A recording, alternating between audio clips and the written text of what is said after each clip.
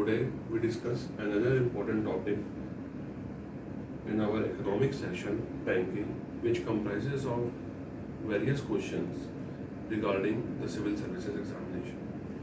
Earlier, in the previous depth class, we discussing about what is banking, that banking is an institution which normally accept deposit from the general public and in terms of the need, providing loans and advances to them. As we all know, in the today modern era, the service sector is continuously increasing and it is a major contribution towards the GDP. GDP, as we all know, discussed in the class, these are all the basic terms. The total value of all the goods and services produced in an economy during a given year is called as the GDP. Okay, so the service sector constitutes a major role in today's modern era in contribution of the GDP. Why we discuss the banking in so much of the detail? Because over the last 1 year, there is so much of happening in this particular sector. Government introduced various policies and schemes. There is a conflict of miscommunication or conflict of the interest between the RBI and the Government of India. There are the various schemes regarding the NPA. There is the various measures taken by the Government of India regarding the consolidation of the bank. What are the various aspects that regarding the importance of the civil services examination we are going to be dealt with that. So basically the first topic that today regarding this section we are going to discuss is Bank Bold Bureau.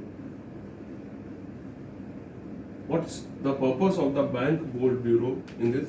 As we all know, in the year 2016, by the recommendation of the PJ Nayak Committee, this board is being framed. The purpose is to improve the corporate governance regarding the banking structure, basically in the top official segment. The following aspects are recruitment, selection, training, development, what are the banking policies, what are the criteria that we go for the selection of the top level officials in a bank. The first chairman of the Bank Board Bureau is Vinod Roy, the former CAG, Comptroller and Auditor General of India. Next topic, another topic. If there is any question, you can ask me after the classes, and completion of this topic, we go into the depth of that. The second is all about, the next topic is another important topic in the news, Public Credit Registry.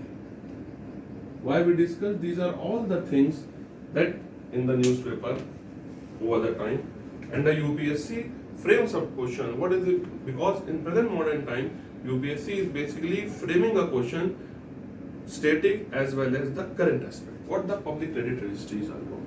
As we all know that in today's modern time, the banking sector facing a problem of a NPA. NPA is all about the non-performing assets. So it is being decided by the RBI that we have to make a public credit registry comprises of the major IT companies, IBM, Infosys, TCS. They collect a database regarding the individual who are not paying the debt. They are taking the loan, but they are not paying the debt. So by this, our data is being made by these major IT software companies. So by that, they help the government analyzing of who are the individuals not paying the debt, who are the defaulters, who are the individuals who is being capable but not being paying the debt. So this is all about a whole data structure by which the government analyzes the things regarding the structure of the NPA, that how much money we have to take in from the defaulters to reduce our NPA structure. This will strengthen the positions of the bank in the near future. Another topic, a very important topic, it's all about MCLR. The full form is Marginal Cost of Lending Rate. As we all know, before April 2016, RBI calculated the interest rate on the base rate.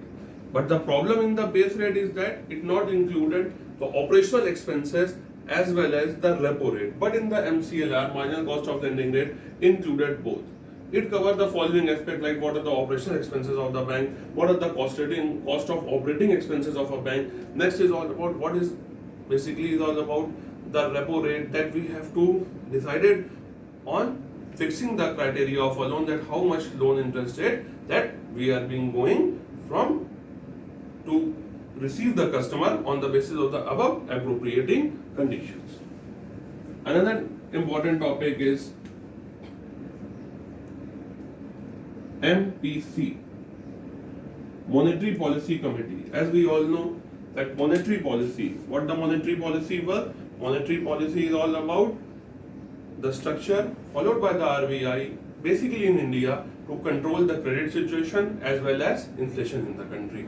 Monetary policy is an important tool by which the RBI from time to time control the credit in the market, how much money flow in the market. It's all about basically the purpose of the monetary policy that the RBI framing.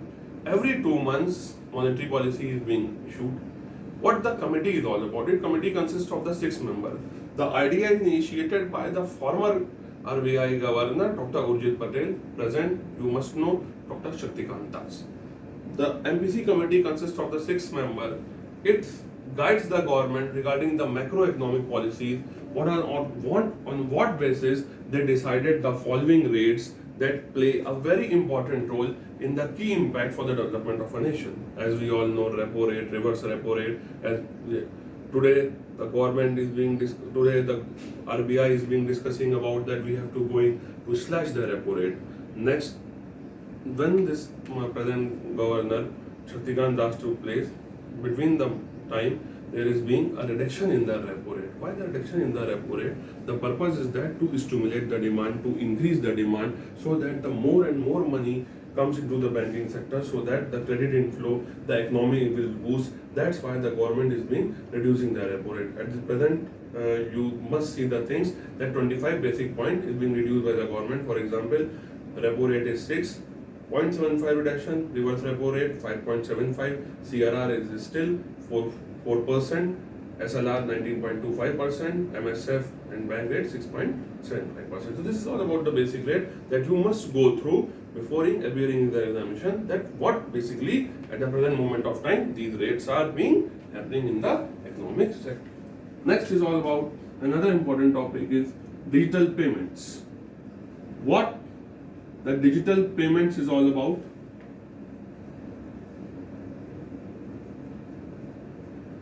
Basically, all know on 8th April 2016, the government stopped 500 and 1000 rupees notes as a legal tender. The purpose of the demonetization is that to taken out the black money, to stop corruption, to stop these all in-migrant activities. What is the purpose of the digital payments? Earlier, at the present moment of time, the government introduced a committee under the recommendations of Nilekani, who is being appointed as the head of a digital payment ecosystem. The purpose of the digital payment is that you are not using cash more and more. You are using electronic methods of payment like the debit card and credit card for shopping, for each and everything. The purpose is that to go for India a cashless economy. That by using digital mode of payment, more and more financial literacy is being upgraded. Reduction of the cashless economy, stop printing of the notes. That's why the government is being focusing on more and more digital payment. It's moving towards the cashless economic system. That's why the people are being using more and more these sorts of the mechanism. These are the basic topics. Next, we move forward. Conflict between RBI and Government of India. We can't say the conflict. This is all about a level of the miscommunication. As we all know, RBI is a government bank. The purpose of the RBI is that issue of notes from 2 rupees to 2000 rupees.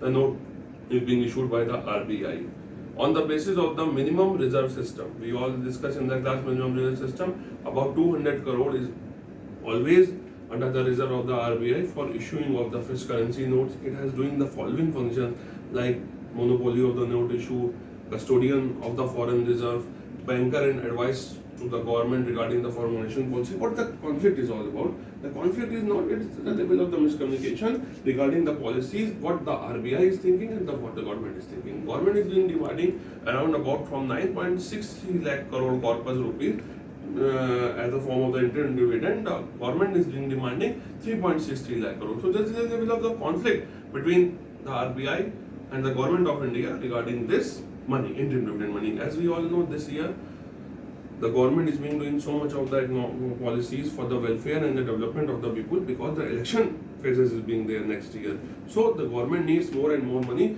for the economic growth and the development of a nation. That's why they are being asking the RBI as an interim dividend amount to as this. So the level of the miscommunication between the RBI and the government of the India. That's why there is so much of the misconception or miscommunication take place between them. The government is imposing the Article 7. What the Article 7 is all about? When the government is thinking that the RBI is not doing well for the public welfare. So it is being restricting the power of the RBI. As we all know, in India, RBI is the central regulator of the banking system. So this thing is not being good for the development of a nation. The main thing is that the government and the RBI mutually coordinate each other regarding the various specific policy issues in which the conflict taken place between them. Another topic is all about PFRDA. It is being in the news. What the PFRDA? It is another regulator. As we all know, in India, there are the various regulators that govern the various things.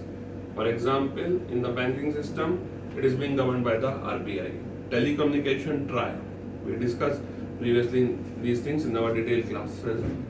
Third thing, insurance, IRDA, Insurance Regulatory Development Authority, established on the basis of the Malhotra Committee. PFRDA, Pension Fund Regulatory Development Authority. What is the form? What is pension? Pension is the form of the social security which an individual needs at an old age period when he not in a service.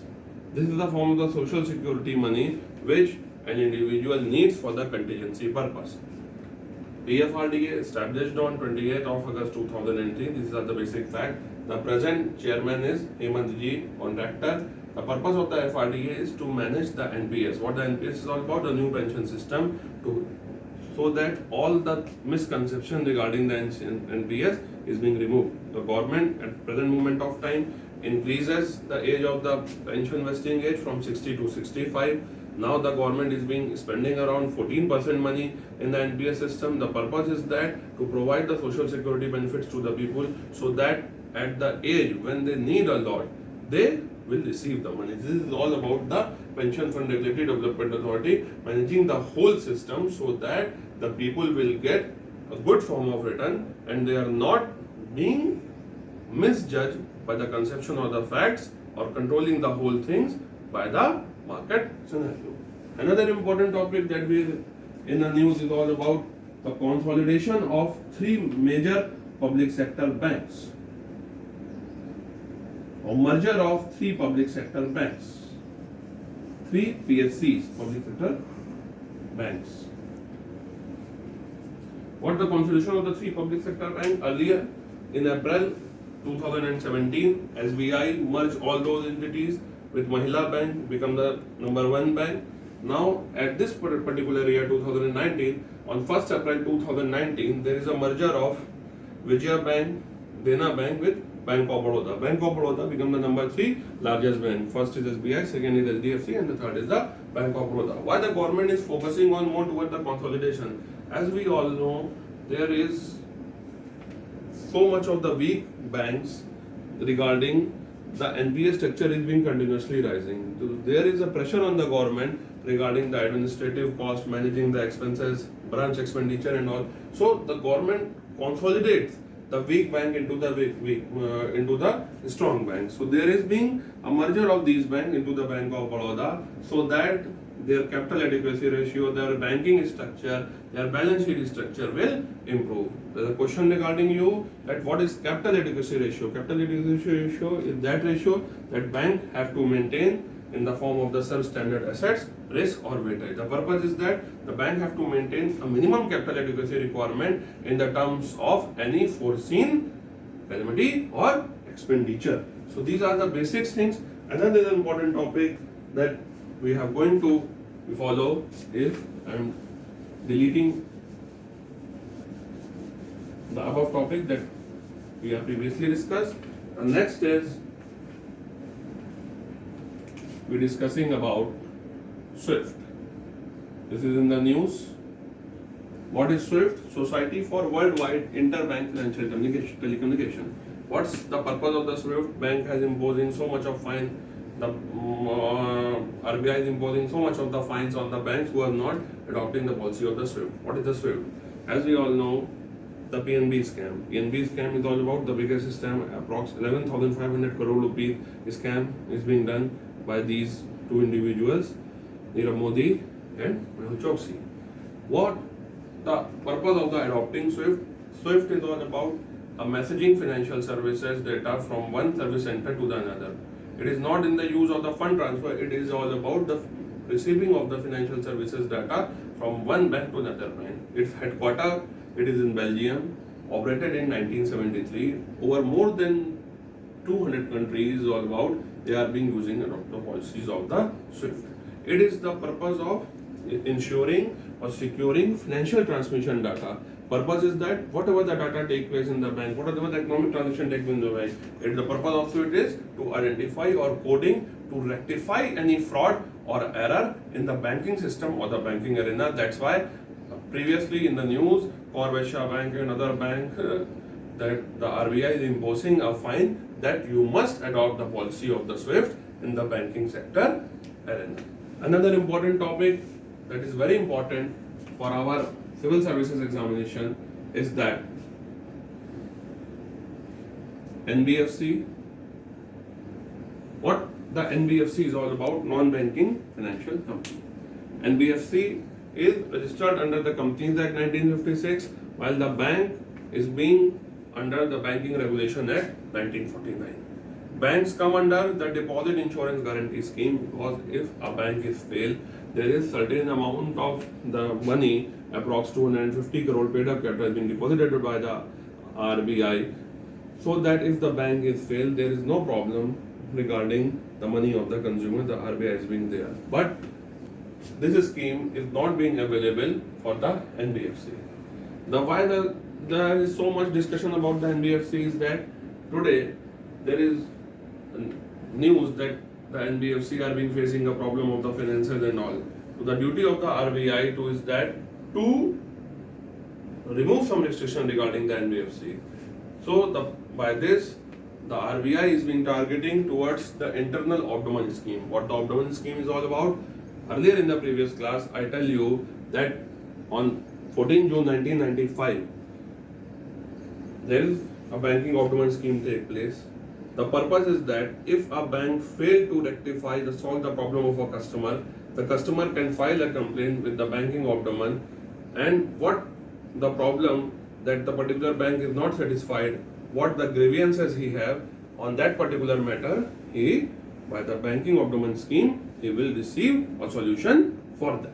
Now there is an internal Obdaman for the NBFC that the RBI is being proposing. The purpose is that what basically the problem that the NBFC is facing and what are the issues that we are going to deal with and how we solve the problem of the NBFCs in the near future. This is all about the NBFCs. Another important topic is in the banking, Jan Dhan Yojana. It's a very important scheme. What's the purpose of this scheme, Jan Dhan Yojana? The purpose of this scheme is not about to creating the financial inclusion, and by creating financial inclusion, move towards the financial literacy. In India, we all know that there is so much of illiteracy is that the peoples are not using at the present context of time ATM. They are under the conception that their money is being taken by some other individuals. So Jan Dhan Yojana scheme is all about to tap that section of the population which is not using the present banking services at this 21st century era.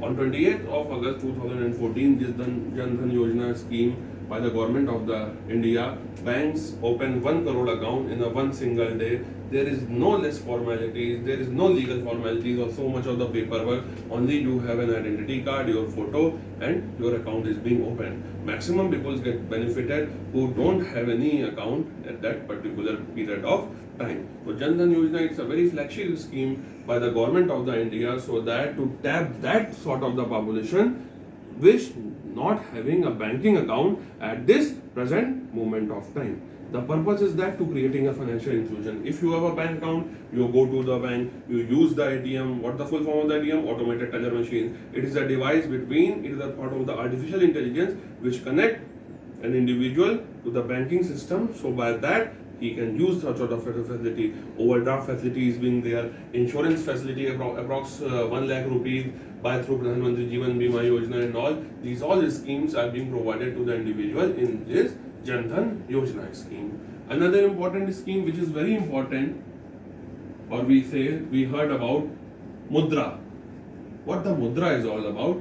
Its full form is Micro Unit Development Refinance Agency. On 8th of April 2015, the government introduced this scheme because the peoples who are in need of starting their business operation but they don't have a proper financial base are unable to receive a loan from a bank. To support the needy individual, to support the individual who starting their business operations, the government is being assisting them by promoting the sort of the entrepreneurship capabilities among those peoples.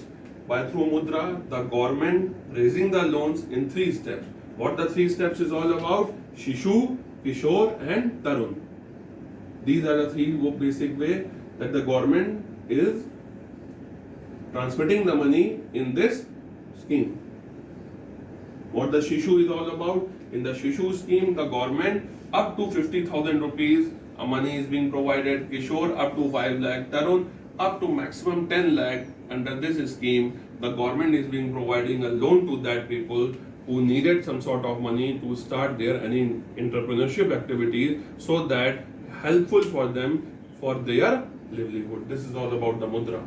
Starting on the 8th April 2015. The purpose of the government is that by providing the loan to that section which need money for their economic breed or living. So these are the basic things. Another important thing that we are going to be discussed.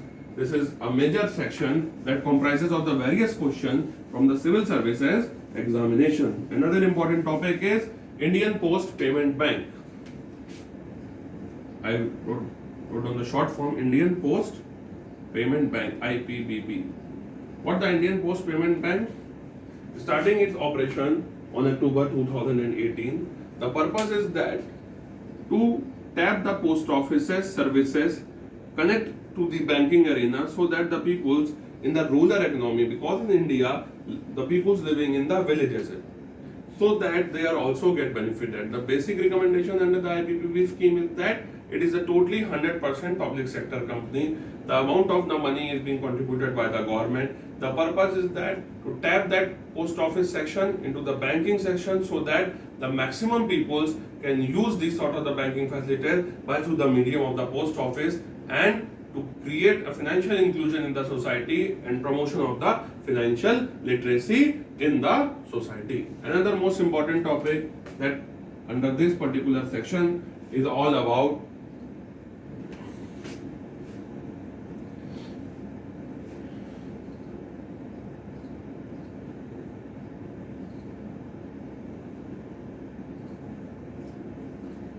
the regulators, RBI,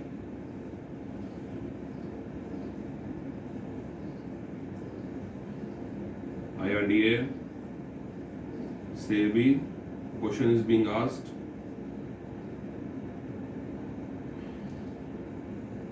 PFRDA we have already discussed. Financial Stability Development Council.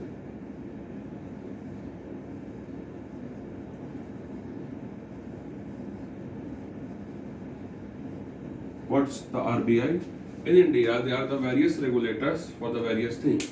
RBI controlling of the banking structure, On 1st April 1934, RBI starts its operation. It's the bankers to the government of India, advisors to the government regarding the financial matter. In India, the RBI is being the apex financial institution which controlling of the whole banking sector in an Indian economy. RBI constitute the various guidelines regarding the development of a bank, what are the policies that a particular bank work, if any bank not doing the work within the proper framework of the policies, it is all being checked by the RBI, the Reserve Bank of India. As we all know, in India, it is the apex regulator of the banking system, regulate the money supply, monopoly of a note issue under the minimum reserve system adopted by the RBI in 1957. A 200 crore corpus is being there for the issue of a note. It is being the custodian of the foreign reserve. So RBI plays a very important role for the development of a banking mechanism in India. Next is IRDA, Insurance Regulatory Development Authority. What the IRDA is all about? It issues guidelines and policies regarding the development of the insurance sector in India, either it is a public sector company or a private sector company. Based on the recommendation of the Malhotra Committee, in the year 2000, the IRDA bill being passed in the parliament. What the purpose of the IRDA is all about? To issue license to the companies, to issue permits to the agents, what are the guidelines that the agents follow, what are the recruitment and selection and criteria of the agents, what basically the insurance industry norm. If any company misleading or misguiding the customer, the IRDA punishing them. Earlier, Aviva Life Insurance misleading the customer regarding the interest rate that they are receiving this sort of money regarding the ULIPs, so that the IRDA is fining the Aviva Life Insurance that they are being misleading the customer. Next is SEBI, Security Exchange Board of India. As you all know, the SEBI established on April 1989, but receiving the statutory power in the 1992. What the purpose of the SEBI? A famous scam, Ashok Mehta scam, that taken a lot of money from the people and out. The SEBI is being there, Security Exchange Board of India. It issues the guidelines regarding the broker. If any foreign company wants to work in India, it have to be listed with the SEBI.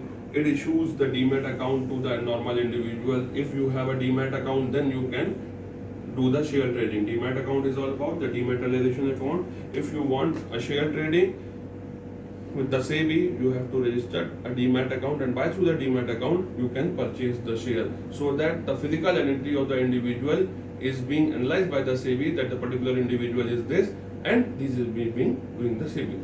If any company is being violating the SEBI norm, the SEBI penalize them. As earlier, we all know there is a case with the Subrato Roy taking the investors' money but not in a position to given the money to the customer. SEBI disclosed all the properties of the Subrato Roy, and by this they return the investor money. So it's a form of a regulator in the share market to promote the interest of the shareholder as well as the financial sector arena. There is a dispute between the SEBI and the IRDA, the famous dispute. The dispute is that the ULIPs is being framework by the IRDA, mutual fund SEBI. There is a dispute between the working that the IRDA and the SEBI. There is a misconception that the ULIP is also the same as the SEBI. Now at this present moment of time, the fight is being resolved out between the two regulatory bodies. Next is Financial Stability Development Council. What is this council is all about? Established in the year 2010. The Union Finance Minister, its chairman. The purpose is that to promote of the financial stability in the economic system, to formulate the policies considering of the various macroeconomic variables, so that the development is being taken place. Its secretary is Department of the Economic Affairs, Departments of the Financial Services.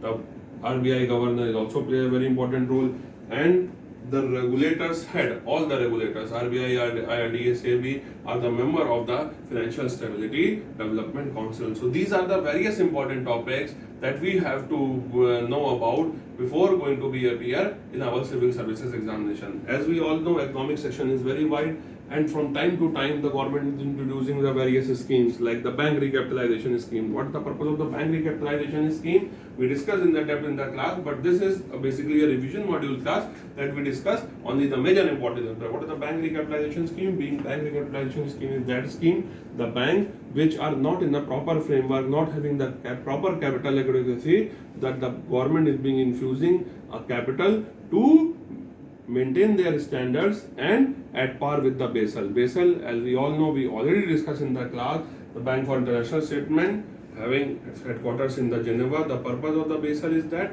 the bank have to maintain the minimum capital adequacy requirement. They have to maintain their economic infrastructure so that there is no problem to manage their working in an efficient or proper way.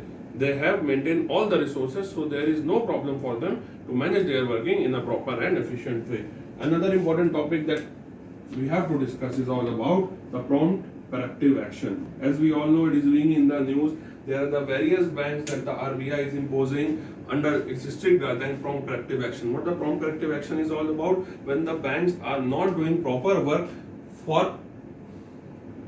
when the banks are not doing the proper work, they are not adopting the proper guidelines, they are having a weak capital structure, they are having a very high NPA structure, so the RBI is adopting the policy of the prompt corrective action. The prompt corrective action is that RBI imposing too much on pressure on these banks. They are not providing loans up to that limit, they are not expansion of any branch, they are not doing such sort of the activities, they are not giving loans in a very frequently easy manner. But from time to time, in this present arena, there is being a restriction reduces by the RBI on the various banks. Out of 11, maximum number of banks, out 8 to 9 are out of this prompt corrective action framework. This is all about the basics thing. Another thing, if you have any problem, we all being discussed the next thing in the near classes.